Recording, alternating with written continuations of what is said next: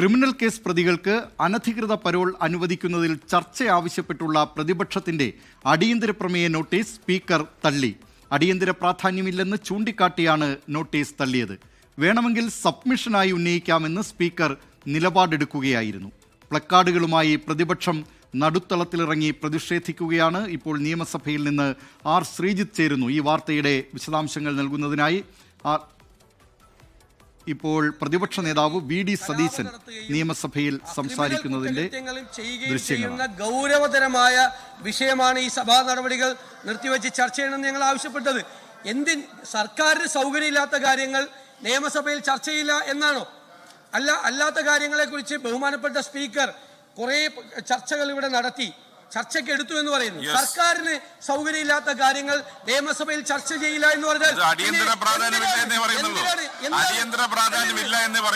അല്ല, ക്രിമിനലുകൾ തെരുവിലിറങ്ങിയാൽ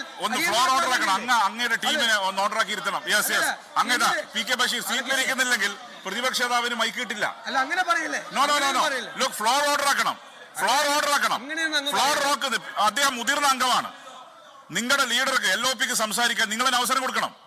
നിങ്ങൾ തന്നെ ഫ്ലോറിൽ ഇറങ്ങിയാണെന്നാലോ?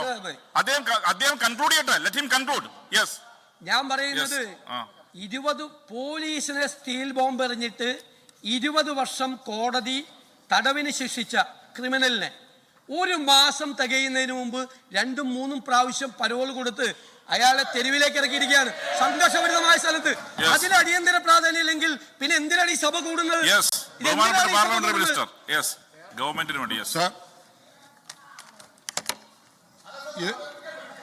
അവതരിപ്പിക്കൽ അദ്ദേഹം പറയട്ടെ, ക്ലാരിഫൈ ചെയ്യട്ടെ.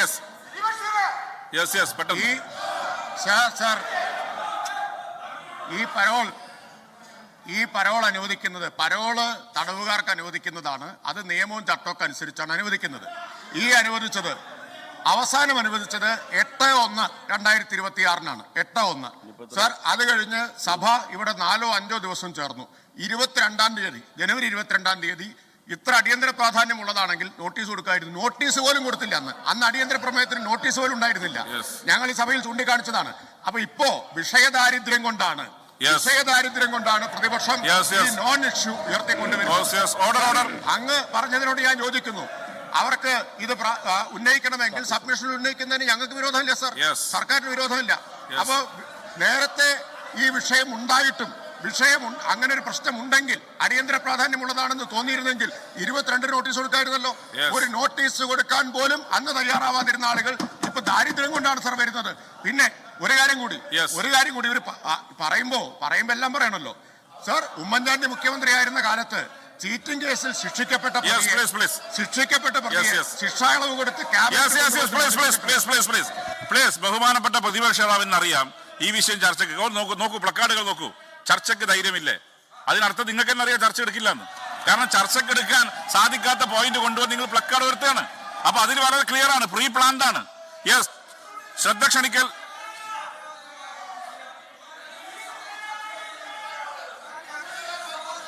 ഞാൻ പറഞ്ഞല്ലോ, പ്രതിപക്ഷങ്ങൾക്ക് അറിയാം ഈ വിഷയം ഫ്ലോറിൽ വരില്ല. അതുകൊണ്ടാണല്ലോ പ്രിന്റഡ് പ്ലക്കാർഡ്. എങ്ങനെയാണ് പ്രിന്റഡ് പ്ലക്കാർഡ്? ഇവിടെ വല്ല മെഷീനറി ഉണ്ടോ?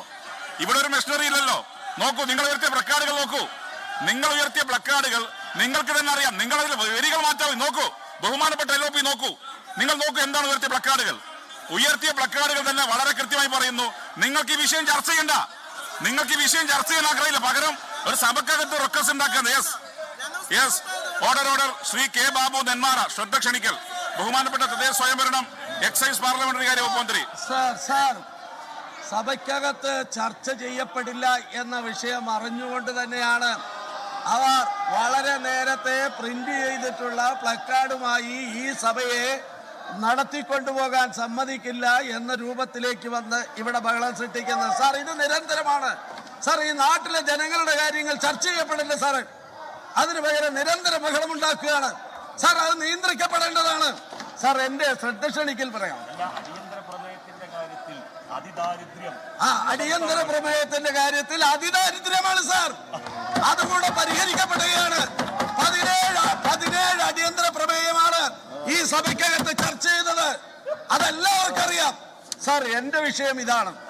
സംസ്ഥാനത്തെ ഗ്രാമപഞ്ചായത്ത്, മുനിസിപ്പാലിറ്റി, കോർപ്പറേഷനുകളുടെ തനത് വരുമാനം വർദ്ധിപ്പിക്കുന്നതിന് വേണ്ടി കേരള പഞ്ചായത്ത് മുനിസിപ്പാലിറ്റി കെട്ടിട നിർമ്മാണ ചട്ടങ്ങൾ പ്രകാരം തദ്ദേശ സ്വയംഭരണ സ്ഥാപനങ്ങൾ ഈടാക്കുന്ന അപേക്ഷാ fees, permit fees, lay out അപ്രൂവലിനുമുള്ള സ്ക്രൂട്ടിനി ഫീസ് എന്നിവയുടെ നിരക്ക് 10/4/2023 മുതൽ പ്രാബല്യത്തിൽ വർദ്ധിപ്പിക്കുവാൻ സംസ്ഥാന സർക്കാർ ഉത്തരവിറക്കിയിരുന്നു. സർ, മറ്റു സംസ്ഥാനങ്ങളെ അപേക്ഷിച്ച് കുറഞ്ഞ ഫീസാണെങ്കിലും സംസ്ഥാന സർക്കാരിന് 1 രൂപയുടെ വരുമാനം പോലും ലഭ്യമായിരുന്നില്ല അത്തരത്തിൽ ഫീസ് വർധനവിലൂടെ. ചില തദ്ദേശ സ്വയംഭരണ സ്ഥാപനങ്ങളാണെങ്കിൽ വർദ്ധിപ്പിച്ച ഫീസ് തങ്ങൾ വാങ്ങില്ലെന്ന് തീരുമാനിച്ചും ഇരുന്നു. ഇത് സംബന്ധിച്ച് തദ്ദേശ സ്വയംഭരണ സ്ഥാപനങ്ങളിൽ നിന്നും കെട്ടിട നിർമ്മാണ ഉടമകളിൽ നിന്നും നിരവധി പരാതികൾ ഉയർന്നു വന്നിരുന്നു. നിയമസഭയ്ക്കകത്തും പുറത്തും ഫീസ് വർധനവ് സംബന്ധിച്ച വിഷയം ചർച്ച ചെയ്യപ്പെട്ടു. സാർ, ജനപക്ഷ സർക്കാർ എന്ന നിലയിൽ ഇടതുപക്ഷ ജനാധിപത്യ മുന്നണി സർക്കാർ വർധനവിന്റെ തള്ളുകയാണ് ചെയ്തത്. ഇപ്പോൾ നിയമസഭാ നടപടികൾ പ്രതിപക്ഷ ബഹളത്തിനിടെ തുടരുകയാണ്.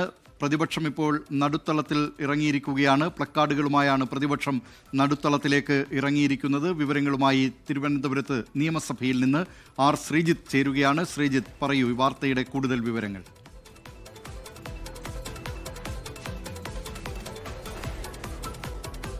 നിയമസഭയിൽ ഇപ്പോൾ പ്രതിപക്ഷാംഗങ്ങൾ പ്ലക്കാർഡും ബാനറുമൊക്കെ ഉയർത്തി സ്പീക്കറുടെ മുന്നിലുണ്ട്, നടുത്തളത്തിലുണ്ട്. ക്രിമിനൽ കേസ് പ്രതികൾക്ക് അനധികൃത പരോൾ അനുവദിക്കുന്നതിൽ ചർച്ച ആവശ്യപ്പെട്ടാണ് പ്രതിപക്ഷം ഇന്ന് അടിയന്തര പ്രമേയത്തിന് നോട്ടീസ് നൽകിയത്. എന്നാൽ അടിയന്തര പ്രാധാന്യമുള്ള വിഷയമല്ല എന്ന് ചൂണ്ടിക്കാട്ടി സ്പീക്കർ എൻ ഷംസീറി നോട്ടീസ് തള്ളുകയാണ് ചെയ്തത്. തുടർന്നാണ് പ്രതിപക്ഷം സഭയുടെ നടുത്തളത്തിലേക്ക് ഇറങ്ങിയത്. ഇപ്പോൾ തിരുവനന്തപുരത്ത് നിയമസഭയിൽ നിന്ന് ആർ ശ്രീജിത്ത് ചേരുകയാണ്. ആർ ശ്രീജിത്ത്, ഇപ്പോൾ നിയമസഭയിൽ എന്താണ് നടക്കുന്നത്? ദീർഘിപ്പിച്ച് നൽകിയിരുന്നതാണ് സാർ. അപേക്ഷകർക്ക് തിരിച്ചു നൽകേണ്ട തുക കൈവശം വെച്ചിരിക്കാൻ തദ്ദേശ സ്ഥാപനങ്ങൾക്ക് അധികാരമില്ലെന്നിരിക്കെ പല തദ്ദേശ സ്ഥാപനങ്ങളും സെക്രട്ടറിമാരും അധികമായി ഈടാക്കിയ പെർമിറ്റ് ഫീസ് നാളിതുവരെ തിരിച്ചു നൽകിയിട്ടുമില്ല. സാർ, സർക്കാർ നിർദ്ദേശമുണ്ടായിട്ടും നൽകാൻ തയ്യാറാകാത്ത തദ്ദേശ സ്വയംഭരണ സ്ഥാപനങ്ങൾ ഏതൊക്കെയാണെന്ന് പരിശോധിച്ച് തുടർ നടപടി സ്വീകരിക്കാൻ സർക്കാർ തയ്യാറാകണമെന്ന വിഷയത്തിൽ ഞാൻ ശ്രദ്ധ ക്ഷണിക്കുന്നു. ബഹുമാനപ്പെട്ട തദ്ദേശ സ്വയംഭരണ എക്സൈസ് പാർലമെന്ററി കാര്യ വകുപ്പ് മന്ത്രി, ബഹുമാനപ്പെട്ട അംഗങ്ങളോട് ഒരു കാര്യം, വളരെ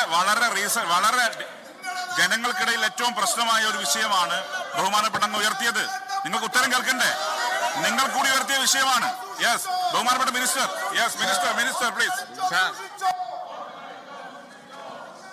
അടിയന്തര പ്രമേയത്തിന് ചർച്ച ചെയ്യില്ല എന്ന് ഉറപ്പ്, ചർച്ച ചെയ്യാൻ കൊള്ളാവുന്ന അതിന് യോഗ്യമായ ഒരു വിഷയമല്ല എന്ന് ഉറപ്പുള്ളത് കൊണ്ടാണ് ഇന്നലെ തന്നെ അങ്ങ് പറഞ്ഞതുപോലെ പ്ലക്കാർഡും ബാനറുമായിട്ട് അവർ വന്നിരിക്കുന്നത്. ഇന്നലെ തന്നെ തയ്യാറാക്കി വെച്ചിരിക്കുകയാണ്. അപ്പൊ അവർക്ക് തന്നെ അറിയാം ഇത് ചർച്ചയ്ക്ക് കൊള്ളാവുന്ന ഒരു വിഷയമല്ല എന്നുള്ളത്. സാർ, ചോദ്യം ഇന്നെന്താ ചർച്ചയില്ലേ? മടിയിൽ കനം, സഭയിൽ ഭയം എന്നാണ്. ശബരിമല സ്വർണ്ണക്കൊള്ള ചർച്ച ചെയ്യാൻ ധൈര്യപ്പെടാതെ സഭയിൽ നിന്ന് നിങ്ങൾ ഇറങ്ങി ഓടിയത് മടിയിൽ സ്വർണത്തിന്റെ ഭാരമുള്ളത് കൊണ്ടായിരുന്നോ? അതുകൊണ്ടായിരുന്നോ ഇറങ്ങി ഓടിയത്? മടിയിൽ സ്വർണത്തിന്റെ ഭാരം ഉണ്ടായിരുന്നത് കൊണ്ടാണോ? സർ, ഇന്ന് കേരളം മുഴുവൻ ചർച്ച ചെയ്യുന്നത് ഇന്നലത്തെ കേന്ദ്ര ബജറ്റിൽ കേരളത്തോട് കാണിച്ച ക്രൂരമായ അവഗണനയാണ്. ഞങ്ങൾ ഇതുവരെ പറഞ്ഞ കാര്യങ്ങൾ ശരിയാണ് എന്ന് എല്ലാവർക്കും സമ്മതിക്കേണ്ടി വന്നിരിക്കുന്നു. എല്ലാ മാധ്യമങ്ങളും മുഖപ്രസംഗം എഴുതിയിരിക്കുകയാണ്. ആ ദിവസമാണ് പ്രതിപക്ഷം ഒരു നോൺ ഇഷ്യൂ ഉയർത്തിക്കൊണ്ടുവന്ന് BJPയെ സഹായിക്കാൻ ചർച്ച വഴിതിരിച്ചുവിടാൻ ശ്രമിക്കുന്നത്. നിങ്ങൾക്ക് BJPയെ സഹായിക്കണം. നിങ്ങളും BJPയും ചേർന്ന് ഇത്രകാലം പറഞ്ഞതെല്ലാം തെറ്റാണ് എന്ന് തെളിയിക്കപ്പെട്ടിരിക്കുന്നു. കേന്ദ്ര അവഗണന എത്ര ക്രൂരമാണ് എന്ന് എല്ലാവർക്കും സമ്മതിക്കേണ്ടി വന്നിരിക്കുന്നു. അതിൽ നിന്ന് ജനങ്ങളുടെ ശ്രദ്ധ തിരിച്ചുവിടാൻ വേണ്ടിയിട്ടുള്ള നാടകമാണ്. സാർ, ഇനി മറുപടിയിലേക്ക് വരാം. കേരള പഞ്ചായത്ത് മുനിസിപ്പൽ കെട്ടിട നിർമ്മാണ ചട്ടങ്ങൾ പ്രകാരം തദ്ദേശ സ്ഥാപനങ്ങളിൽ ഈടാക്കുന്ന അപേക്ഷാ fees, permit fees, lay out അപ്രൂവലിനുള്ള സ്ക്രൂട്ടിനി ഫീസ് എന്നിവയുടെ നിരക്ക് 10/4/2023 മുതൽ പ്രാബല്യത്തിൽ വർദ്ധിപ്പിച്ചുകൊണ്ട് ഉത്തരവ് പുറപ്പെടുവിച്ചിരുന്നു. തനത് ഫണ്ട് വർദ്ധിപ്പിക്കുന്നതിന് വേണ്ടി സർക്കാർ പിന്തുണ ആവശ്യമാണെന്ന തദ്ദേശ സ്ഥാപന അധ്യക്ഷരുടെ നിരന്തരമായ ആവശ്യത്തെ അടിസ്ഥാനമാക്കിയാണ് സർക്കാർ പെർമിറ്റ് ഫീ നിരക്ക് പരിശോധിച്ചത്. മുൻകാല നിരക്ക് വർധനകളും മറ്റ് സംസ്ഥാനങ്ങളിലെ പെർമിറ്റ് ഫീ നിരക്കുകളും പരിശോധിച്ചതിൻ്റെ കൂടി അടിസ്ഥാനത്തിൽ നിരന്തരമായ കൂടിയാലോചനകൾക്ക് ശേഷമാണ് പെർമിറ്റ് ഫീ വർദ്ധിപ്പിച്ചുകൊണ്ട് ഉത്തരവ് പുറപ്പെടുവിക്കാൻ സർക്കാർ തീരുമാനിച്ചത്. പെർമിറ്റ് ഫീ വർദ്ധിപ്പിച്ചതിന് ശേഷവും രാജ്യത്തെ ഏറ്റവും കുറഞ്ഞ നിരക്കുകളിൽ ഒന്നായിരുന്നു കേരളത്തിലേത്. മുൻകാല രീതിക്ക് പകരം സാധാരണക്കാരെ ബാധിക്കാതിരിക്കാൻ നിരക്ക് വർദ്ധിപ്പിക്കുമ്പോൾ തന്നെ സ്ലാബ് സംവിധാനവും ഏർപ്പെടുത്തുകയും കുറഞ്ഞ സ്ലാബുകളിൽ നിരക്ക് വർധന നാമമാത്രമാക്കുകയും ചെയ്തിരുന്നു. എന്നാൽ ചില തദ്ദേശ സ്വയംഭരണ സ്ഥാപനങ്ങൾ ഈ തീരുമാനത്തെ കക്ഷി രാഷ്ട്രീയപരമായിട്ടാണ് സമീപിച്ചത്. തനത് ഫണ്ട് വർദ്ധിപ്പിക്കാൻ നിരക്ക് വർധനവ് ഉൾപ്പെടെ ആവശ്യപ്പെട്ട ഈ തദ്ദേശ സ്ഥാപന അധ്യക്ഷർ അവരവരുടെ തദ്ദേശ സ്ഥാപനത്തിൽ നിരക്ക് വർധന തങ്ങൾക്ക് ആവശ്യമില്ലെന്ന് തീരുമാനമെടുക്കുകയും പ്രമേയം പാസാക്കി സർക്കാരിലേക്ക് അയക്കുകയും ചെയ്തു. എന്നാൽ അതിന് വിരുദ്ധമായി വർദ്ധിപ്പിച്ച പെർമിറ്റ് ഫീസ് തന്നെ ഈടാക്കുകയും ചെയ്തു. ഒരു ഭാഗത്ത് ഇത് വേണ്ട എന്ന് പ്രമേയം പാസാക്കുക, മറുഭാഗത്ത് ഈ വർദ്ധിപ്പിച്ച ഫീസ് ഈടാക്കുക. ഇതാണ് പല തദ്ദേശ സ്ഥാപനങ്ങളും സ്വീകരിച്ച മാർഗം. വർദ്ധിപ്പിച്ചതുൾപ്പെടെ പെർമിറ്റ് ഫീസ് ഇനത്തിൽ 1 രൂപയുടെ പോലും വരുമാനം സർക്കാരിനല്ല എന്ന് ഇവർക്കെല്ലാവർക്കും അറിയാവുന്നതാണ് സർ. ഈ വരുമാനം പൂർണ്ണമായും സ്വന്തമാക്കിയത് തദ്ദേശ സ്വയംഭരണ സ്ഥാപനങ്ങൾ തന്നെയാണ്. മുഴുവൻ തുകയും അവർക്ക് അവകാശപ്പെട്ടതും അവരുടെ തീരുമാനപ്രകാരം വികസനം ശരിയായ രീതിയല്ല. ശരിയായ രീതിയല്ല. ടി വി ജനങ്ങൾ കാണുന്നുണ്ടല്ലോ. ഓക്കെ, അദ്ദേഹത്തിന്റെ വസ്ത്രം ഉരിഞ്ഞു പോകാതിരിക്കാൻ ശ്രദ്ധിക്കണമെന്ന് ഞാൻ അഭ്യർത്ഥിക്കുകയാണ്. അതൊന്ന് ശ്രദ്ധിക്കുന്നത് നല്ലതാണ്.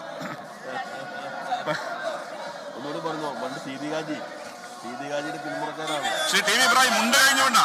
മുണ്ട് ശ്രീ പി കെ ബഷീറിനോട് അഭ്യർത്ഥിക്കാനുള്ളത് അദ്ദേഹത്തെ താങ്ങണം, അദ്ദേഹത്തിന്റെ ഉടുമുണ്ട് കാക്കണമെന്നാണ്.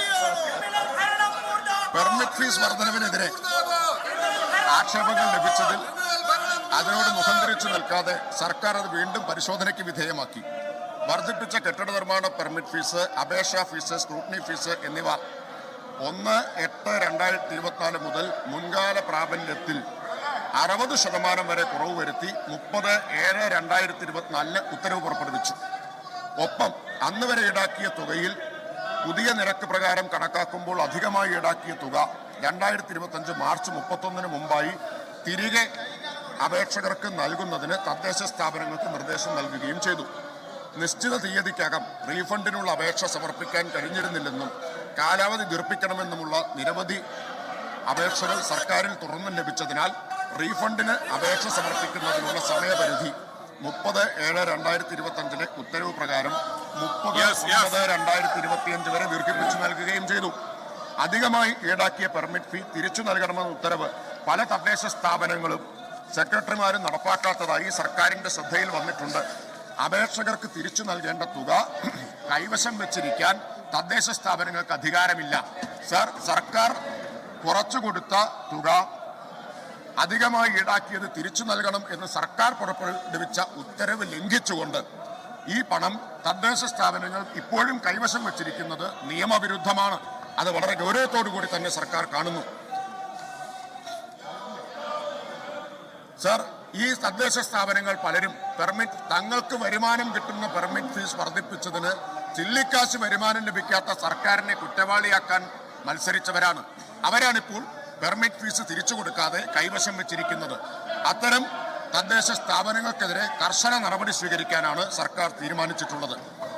ജനങ്ങൾക്ക് അവകാശപ്പെട്ട, ജനങ്ങൾക്ക് തിരിച്ചു നൽകാൻ സർക്കാർ നിർദ്ദേശിച്ച തുക എത്രയും പെട്ടെന്ന് തിരിച്ചു നൽകാൻ തദ്ദേശ സ്ഥാപനങ്ങൾ നടപടി സ്വീകരിക്കേണ്ടതാണ്.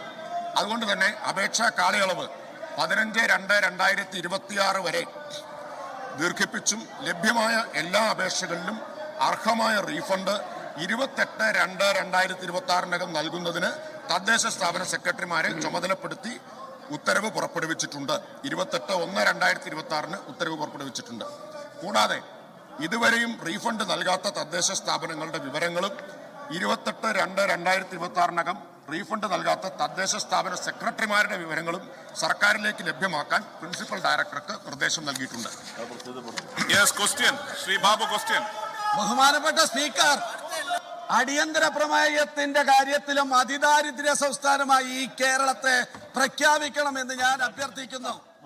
ടി.പി. ചന്ദ്രശേഖരൻ വധക്കേസ് ഉൾപ്പെടെ ക്രിമിനൽ കേസ് പ്രതികൾക്ക് അനധികൃത പരോൾ അനുവദിക്കുന്നതിൽ ചർച്ചയാവശ്യപ്പെട്ടുള്ള പ്രതിപക്ഷത്തിന്റെ അടിയന്തര പ്രമേയ നോട്ടീസിന് സ്പീക്കർ അവതരണാനുമതി നിഷേധിച്ചതിനെ തുടർന്ന് പ്രതിപക്ഷം ഇപ്പോൾ നിയമസഭയുടെ നടുത്തളത്തിൽ പ്ലക്കാർഡുകളും ബാനറുമായി പ്രതിഷേധിക്കുകയാണ്.